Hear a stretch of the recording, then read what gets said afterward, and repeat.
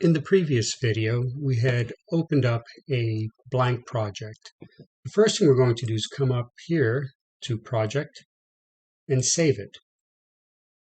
I am going to put it under a new folder I made under my GIS folder labeled Projects. And because we will be building a map of Syria, I am going to label it Syria for now. Normally, if you had a more complicated project, you might want to give it a more descriptive name. You can see at the top left, we've gone from Untitled to Syria. The next thing we want to do is to start adding layers to our otherwise currently blank map. So I will teach you two ways to do this. The first one is to go to Layers, add a layer, and in this case, we're going to add a vector. And what you will find is this will be blank. Select the three dots. And you'll notice I got from here, I went to the GIS Vector Regional World 10-meter cultural country. And I selected my shapefile. Select Open. It'll provide all these fields. I'm going to leave them as they are and select Add. This layer always opens a little awkward under the Google Earth layout, so we will zoom in until we're at a little bit more of a usable level. We'll leave it right here for now for the purpose of being able to see some of the other changes that will be made. The next method that I will show you is drag and drop.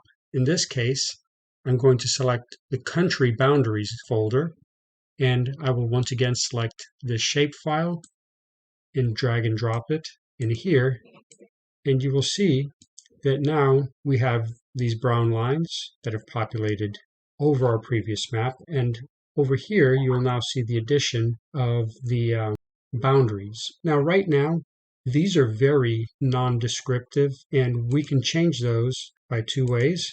One is by right-clicking and selecting Rename Layer, and in this case we will call it Countries. The other method will involve double-clicking, and this will open up your layer properties. If you go to Source, you will see layer name up here, and we will title this Country Boundaries, and you will see that it is changed here as well. We will deal more with layer properties a little later in this video once we have finished adding all of the other layers. One of the reasons that I prefer to add the country boundaries separately is mostly it allows you to, if you have roads that cross over countries, to be able to put the country boundary over the road. Otherwise, you'd have to put the whole polygon over the road or introduce transparencies, and sometimes it's just a little bit cleaner to not have your road behind a transparency. Next layer I will add is going to be States and Provinces, and we will add that. And you can see now that we have all these subdivisions in the world. We will eventually filter that down just to the country of interest, which will be Syria. From here, we will go to populated places, drag and drop those, added quite a few points, and each of these points represents a city or a town. You can see this. The next thing we'll do is we'll go now to our physical layers, and the first one we will add will be our rivers.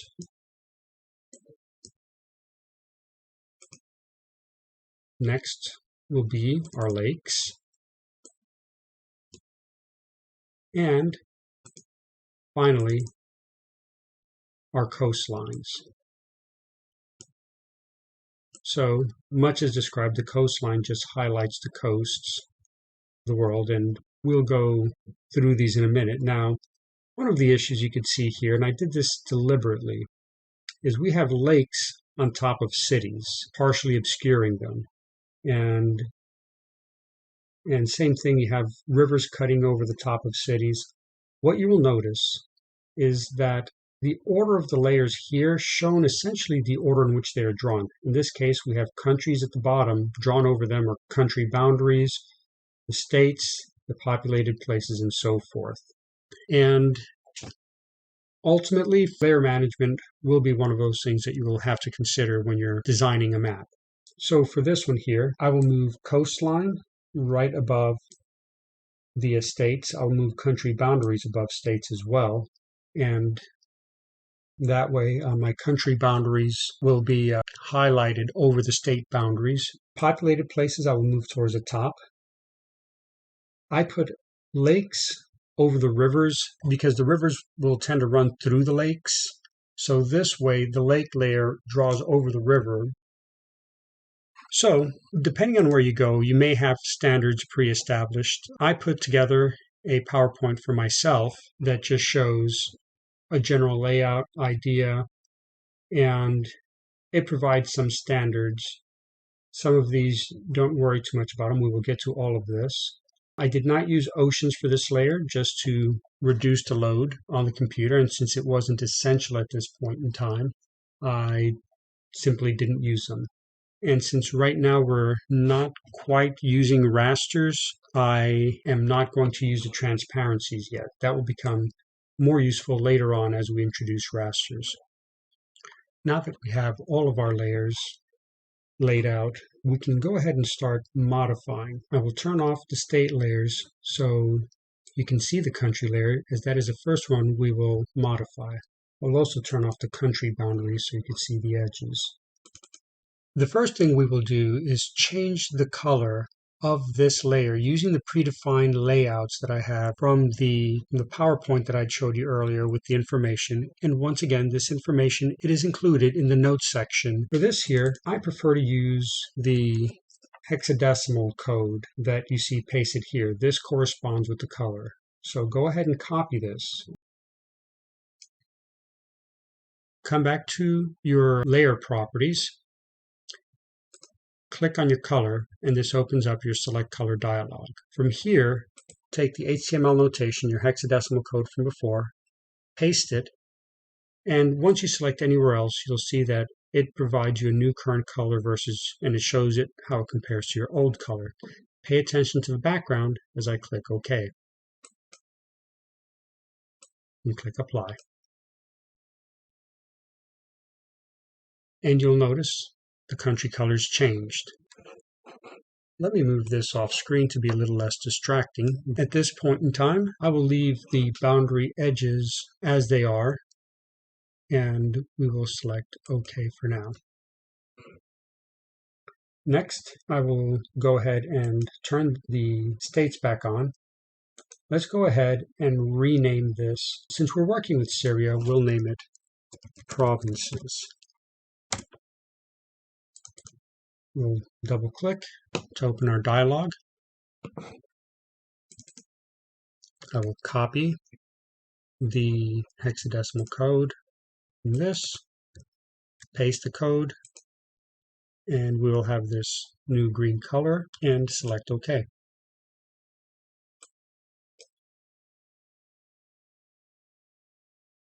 And we will trim these down to just a few countries in a minute. For now, I want to focus just on the formatting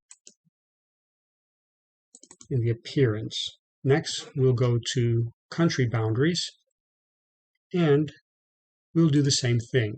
We'll go ahead and copy and paste, select OK.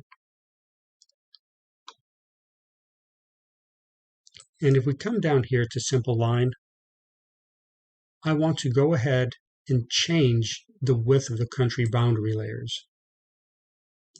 We're going to change the stroke width to 0.4 millimeters. We're going to increase in size, make it a little bit more robust, have it stand out some more. And if you look at your boundary layers here, you'll see that it thickened up the lines just a little bit.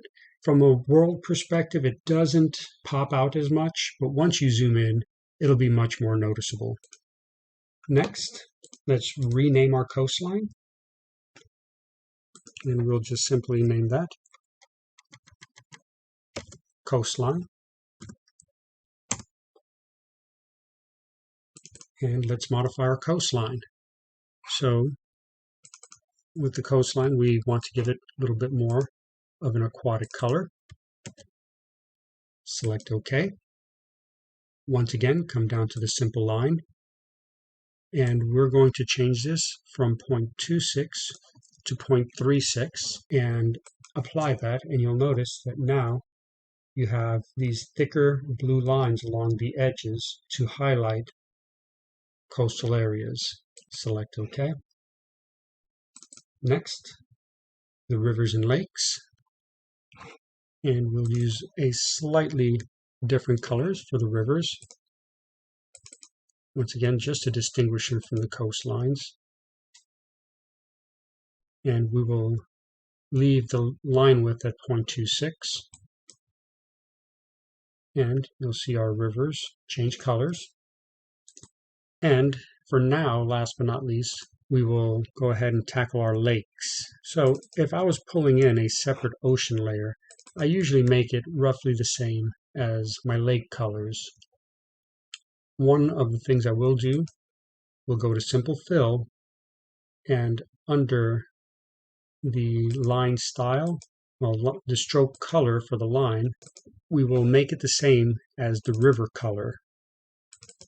And that will give it a better blend as the rivers come into the lakes.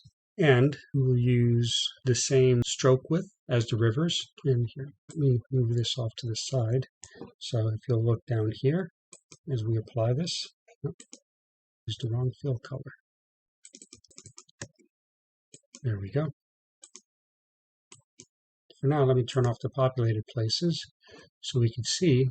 Now we have rivers, lakes, and everything embedded. Now, let's go ahead and rename these last few. I'm just going to hit N and say rivers,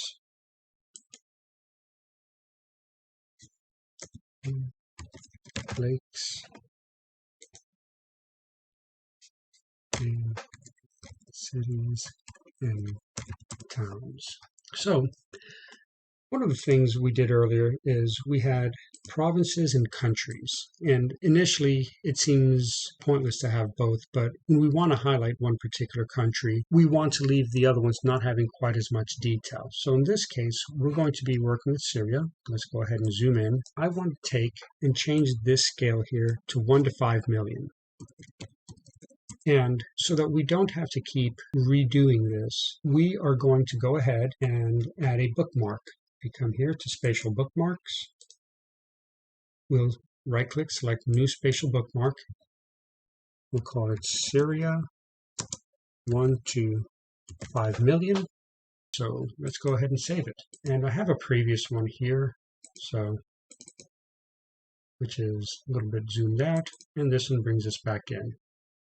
Let's start off with our provinces, and let's trim those down. We only want to show the provinces inside of Syria. If you're unfamiliar with the layer, one of the things you want to do is perhaps start with the Identify Features button at the top, which provides you information on a feature. And you click on it, and it'll provide you basically all the information for that one area. So I'll tell you here, this is homes, that's the province.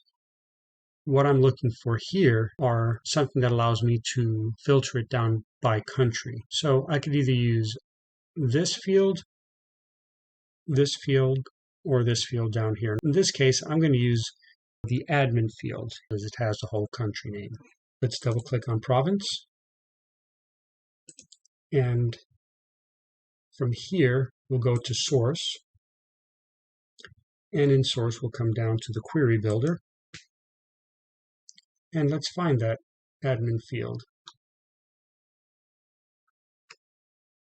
Here it is. We scroll down to it. And I will select all over here to populate all of it. And see if we find Syria. So what we want to do is say admin equals Syria. We'll test it. It returns 15 rows, which should coincide with 15 provinces. We'll select OK, and we'll notice in our map that now all the other countries, provinces, and state data have been removed, and we just see Syria with the provinces. Select OK. Now, since Syria already has the provinces laid out, we don't really need this country layer for Syria. We'll do just the exact opposite. So I'll pick Jordan for now, just to get information on it. I still have my Identify Features button selected. And once again, we have an admin field that spells out the country. So let's select countries. We're at source, query builder. Here's our admin field. We'll load all, Syria, and we'll say admin. This exclamation mark in front of the equal sign means not equal to. Not equal to Syria. If you are using not equal to with a text variable and you're not getting the results you need, try using not like. Sometimes some programs are a little touchy about this. If I hit test, looks like Syria is removed. Instead of 255, we're at 254. But if I change this to not like, you'll see we get the same exact results. I'll click OK, and just to verify, now Syria is missing from the map. This just removes one more thing that your computer would otherwise have to render. I will go ahead and turn on to cities and towns, and for now I want to go ahead and stop here. In the next video we will go ahead and show how to do rule-based control feature symbology, whereas in this one we've been doing just a single control feature symbology change. However, before we do that, let's go ahead and save.